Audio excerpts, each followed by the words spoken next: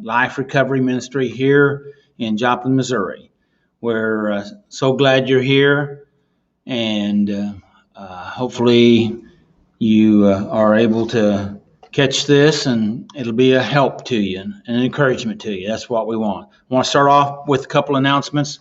We're having a ladies' conference starting Friday and Saturday.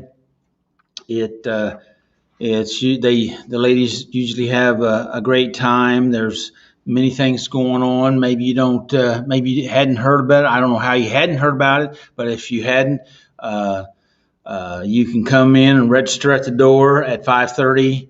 The sanctuary opens up at 6 o'clock, and everything's coming in off of our 410 Virginia entrance. That's what I understand. But there'll be signs and people and all kinds of activities. It'll be a good time.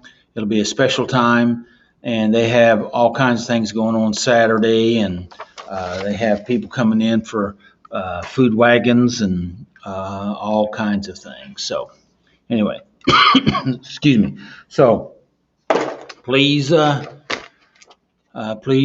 take advantage of this. We have stuff going on here at the church all the time, in one department or another. I'd say weekly. And so anyway, welcome to Doug's Encouraging Word. And I just, I find things that I think, interests me, so I figure it'll interest others. It may not be normal to a lot of folks, but hopefully it'll be interesting and helpful. And today, this information be informative. My title today is 8 Traits of a Toxic Person or Toxic People. 8 traits of a toxic people, and 6 early warning signs you are dealing with a toxic person. I want to start off with the scripture here. This is out of Ephesians 4:31, 32 NLT version. It says, "Get rid of all bitterness, rage, anger, wrath, also hateful words, slander, as well as all types of evil behavior. Instead, be kind one to another, tender-hearted, forgiving one another, just as God, through Christ, has forgiven you." Now, these 8 toxic traits of people, I thought, there might be a few folks that wouldn't know what a trait is, and I looked up the definition. The trait here is that it is a distinguishing feature of a person's character trait, okay? And so this is basically how they act and behave pretty much all the time. It's a character trait. So here are 8 traits, okay, of a toxic person. Number 1 is manipulative. Number 2, they make you feel bad about yourself. Remember, we're talking about toxic people, all right? Number 3, being judgmental, a toxic person, right? Number 4, negative. Number 5, self-centered. Number 6, difficulty managing their own anger. Okay. Number 7, controlling. Number 6, passive aggressive. Now, those are some traits of toxic people. Now, you may recognize, you may have some of those, or other folks that might have some of those. And as I get through the rest of this, I want you to understand, I'm not here to be harsh on anyone. I'm just trying to help you to be able to navigate life better.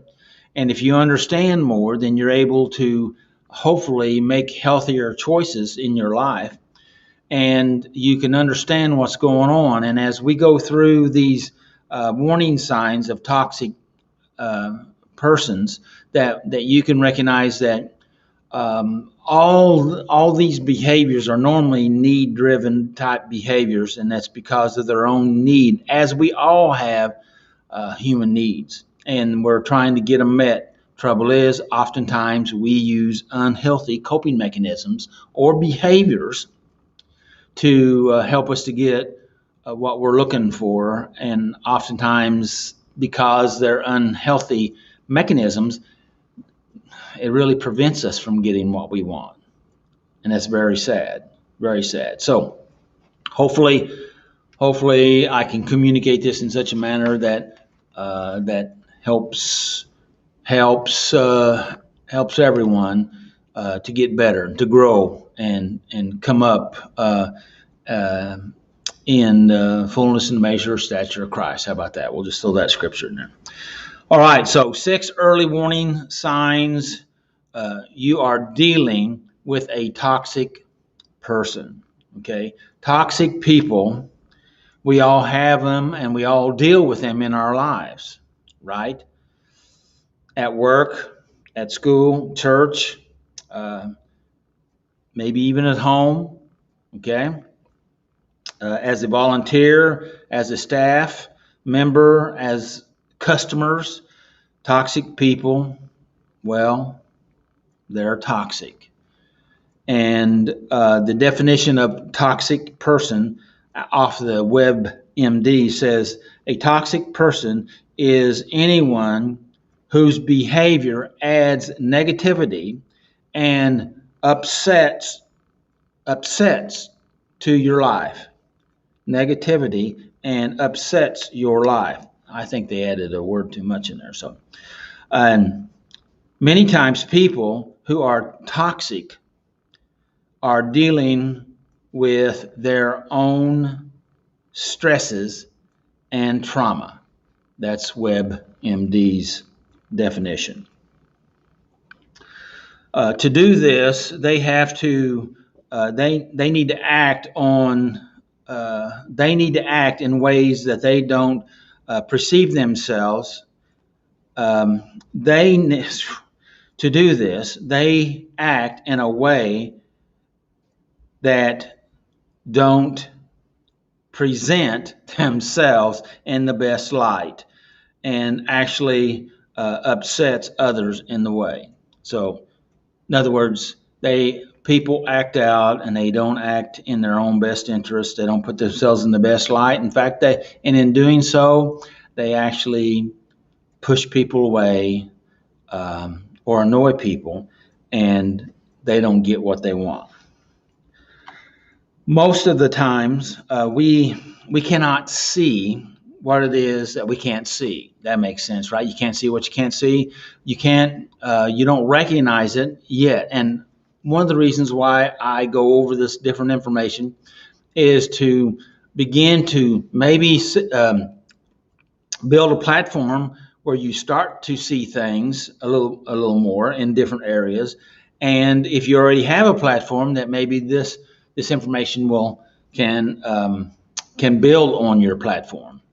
And I'm talking about knowledge platform, or insight platform, or awareness platform. So a lot of people need help, and the way that we get help is to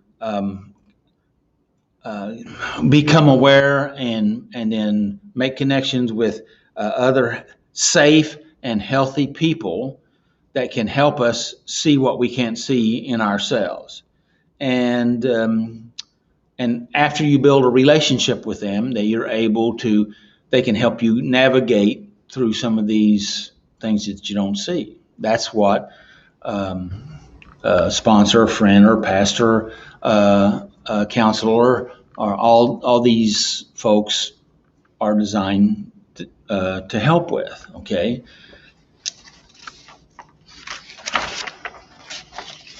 An unhealthy person can affect an entire team. A toxin that infects the body makes the body sick, and just like um, uh, a human toxin can make the body sick, it also can make an organization sick, a home sick, a church sick.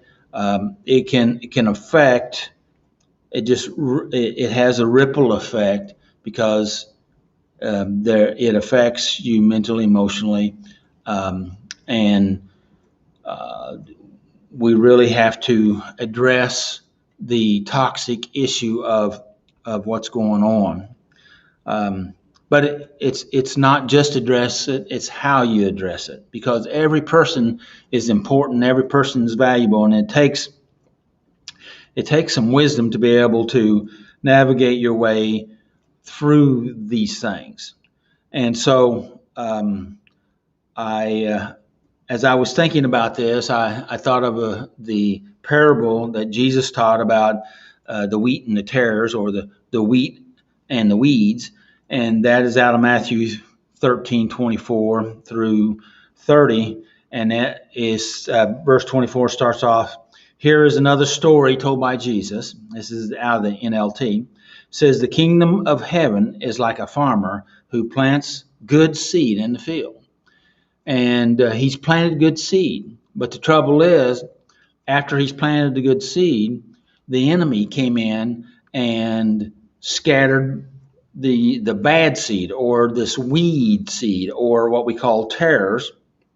And this weed seed actually tares, or this actually they also called it wild wheat, which it also this wild wheat has a toxic, poisonous element to it. And if cattle or other um, animals eat the toxic weed, then it can kill them. And they said that humans could eat some of the tares, small amounts, and it was could be utilized as food as long as you didn't eat very much of it. But the fact of it is, they didn't want to have any of it, and so they asked the master. Said, "Well, what do we do? Do we pull all the tares out, because it looks very much like wheat, and it's hard to tell?" And he says, "No, don't do that. What I want you to do is I want you to let it grow up, and when it's harvest time, before we harvest the wheat, you'll be able to better tell what is the weed and what is the wheat, and we'll gather the tares beforehand, bundle them up, and burn them, and then gather the wheat into the barn." So that's with dealing with toxic people, toxic behaviors. You have to recognize what's going on, and there's balance to everything. And I'm going to go through some information here about the six uh, signs to kind of help you understand. First, maybe you have some of them, because we all probably do or have had, and also to be able to grow in our own selves, but also be aware of others. So you're able to navigate these issues in life, these other people, maybe help those toxic people, maybe make sure you take care of yourself. Okay, and both are important. Both are important. So number one sign is they come on too strong. Toxic people come on too strong. When they come into a room, they show up and they want to be headline news. They want everybody to know they're there. Oftentimes they announce that they're there, and and rarely do healthy people do that.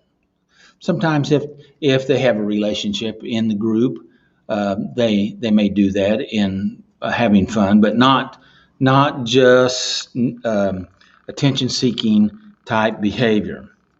The perplexity of these toxic people, when they come in and they're very positive, they can act very positive, very outgoing, but the trouble is you have to be careful, because sometimes, though, at the end of the situation, they're the most toxic. People who come in strong when you first meet you, oftentimes leave just the same way, according to the information. Number two.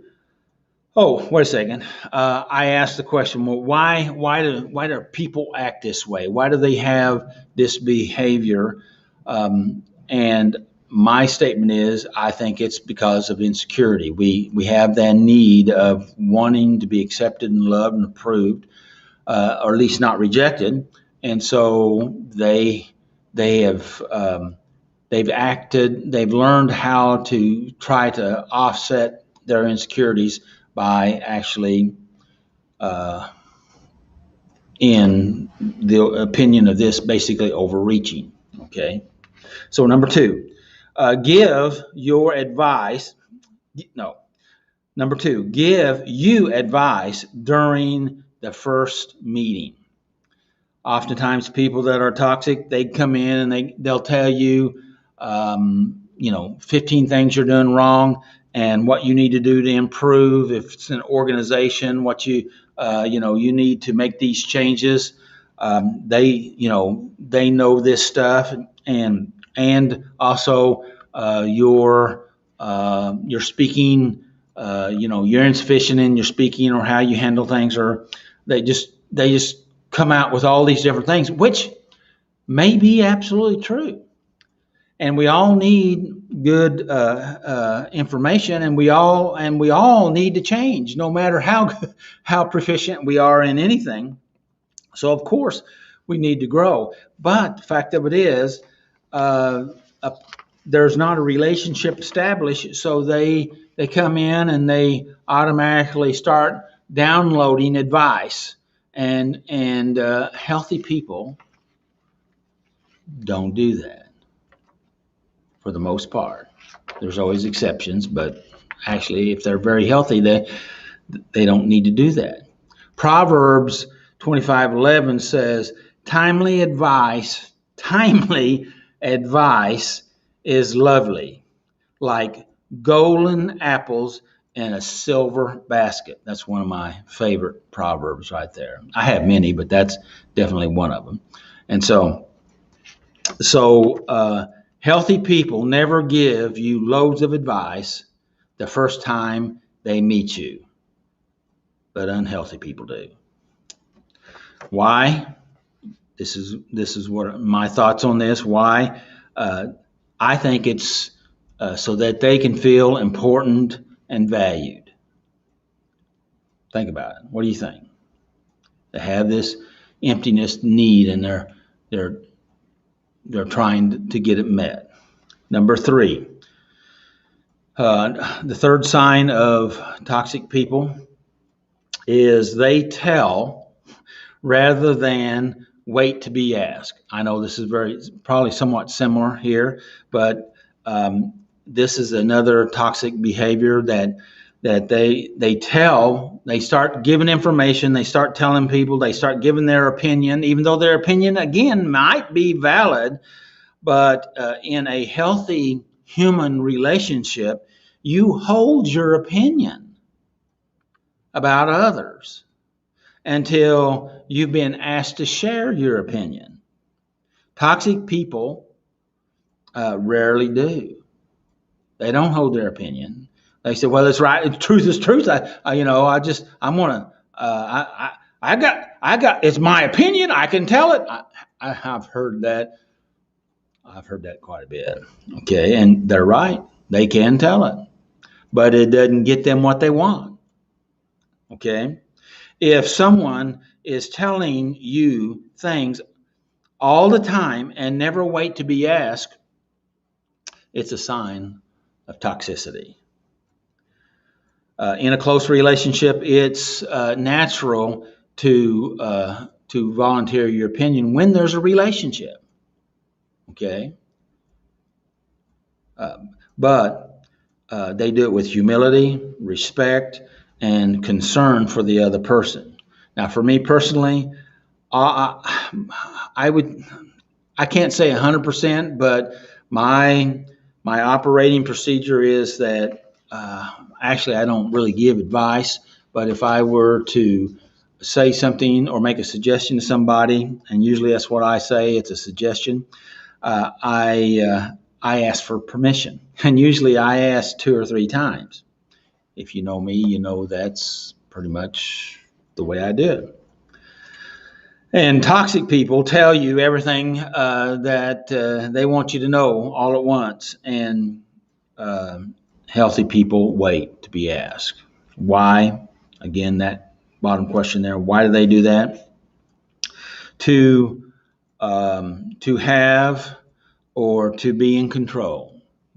I think. I think when you're out of control, and you know this, we all have this problem or issue that when we're out of control, we feel unstable and overwhelmed and could be fearful. Oftentimes, we are fearful. So we think that if we have control, that will make us feel better. And oftentimes we can have a false belief of having the control, but that's the only thing you control is yourself, and we have a hard time with that. So let's go forward. Number four. They want to be in the center of attention. They hijack the conversation. Again, this all sounds bad. Doug's saying that these people are bad. No, I'm not saying they're bad. I'm saying they have unhealthy behavior traits. Okay, they have learned this, and they have these patterns of behavior, and they can have great hearts, but it's not serving them very well. Now, there are some other people that are malicious, and they're mean, and they're harsh, and they act this way because they choose to be that way. Now, that doesn't mean they can't have some good traits and behaviors, and very helpful for people, but at the same time, they can have these other traits. And I'm not trying to be ugly or mean. It's just good information. You may, take what you can and eliminate the rest of it, or set it on the shelf and come back to it later. So we're talking about number four. They want to be the center of attention. They hijack the conversation. They may ask questions, but they're really not interested in the answer. I remember a guy one time asked me my opinion on something, and before I was able to say anything, he started giving me his opinion, and I just let him talk. I listened to him, and it was all about what he wanted to say. He asked a question so that he could talk, control conversation, and that's I can take the story forward, but that was that's a particular thing that has happened. Several things similar to that, and I kind of let him know that I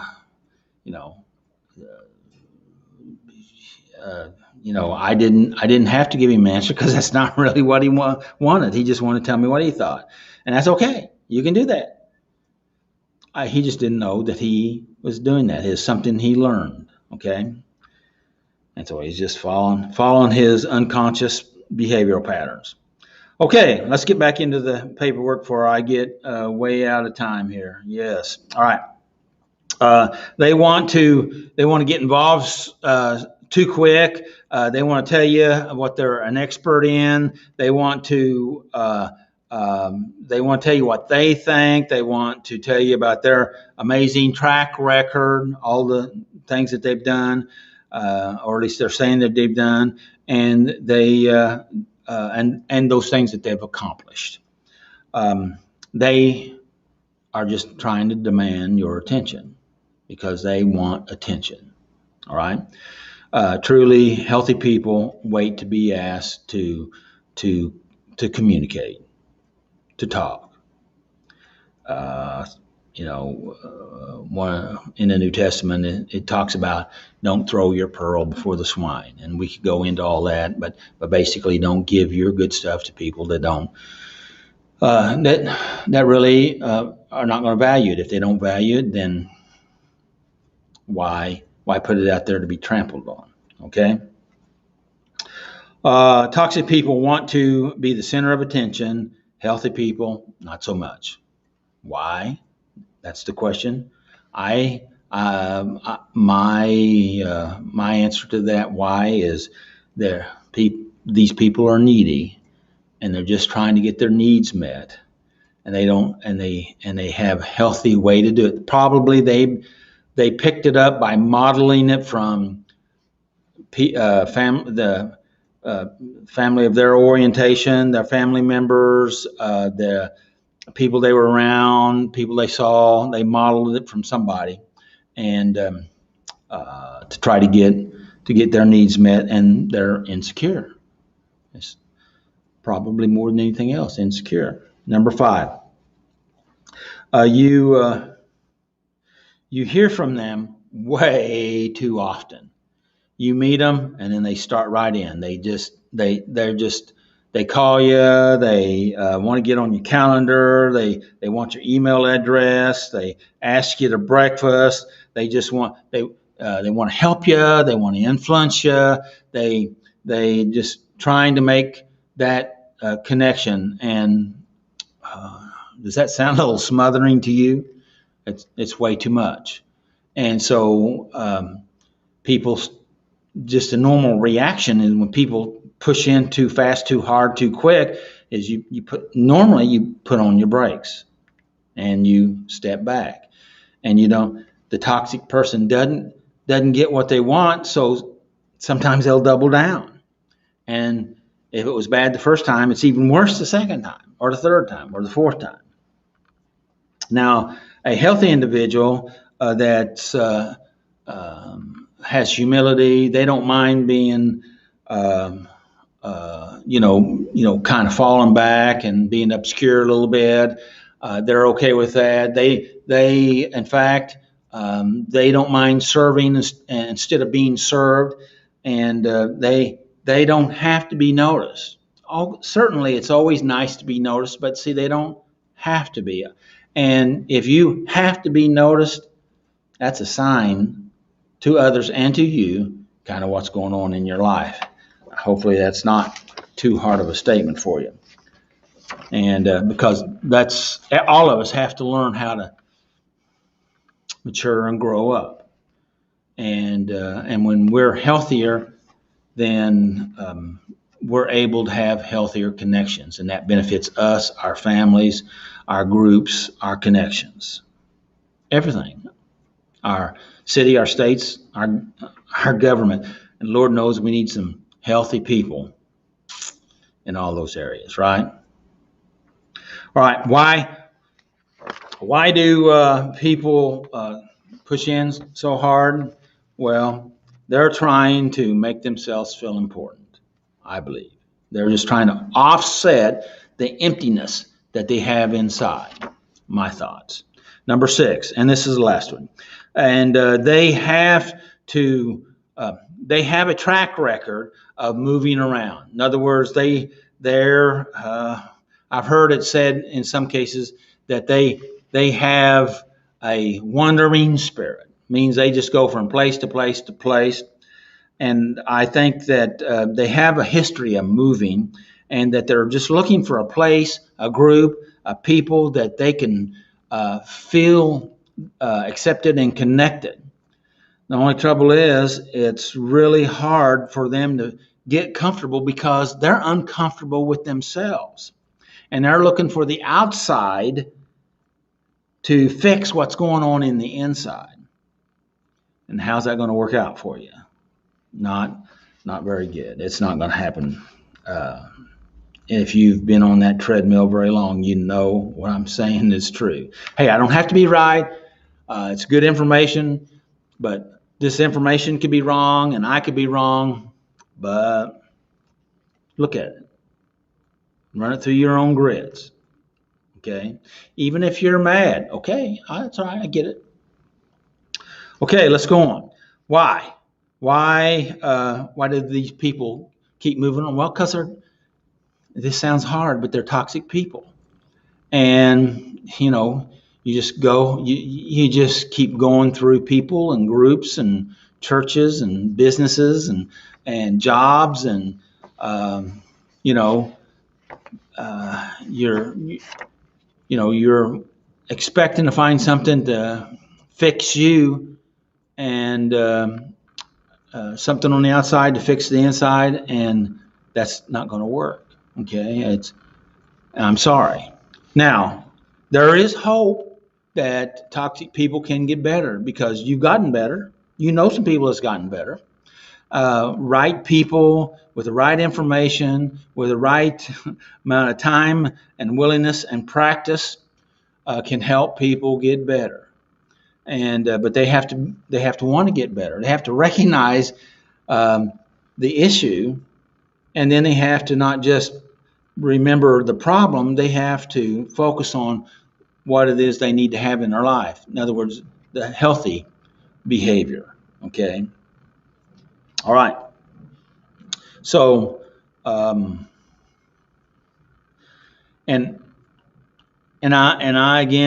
apologize if I've hurt anybody's feelings. I'm not trying to do that. I'm trying to give information, but it's sad for people to have that gaping hole in them emotionally, and they try to cover it up. They have to. I understand they have to be able to try to survive, try to function in life, because you just can't have these gaping emotional holes, because there are some people that when they see that, they take advantage of it, and and you're already in pain, and they'll increase that pain. I understand. So you got toxic people picking on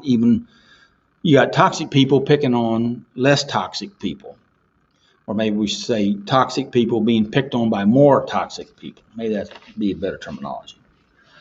So now this is just my opinion, but Abraham Maslow, with his hierarchies of needs, saying that we're all need-driven people, and that we have to first get our human needs taken care of and our psychological needs, so that we can get our growth needs taken care of and to be fully actuated in the life. And it's a process. Okay.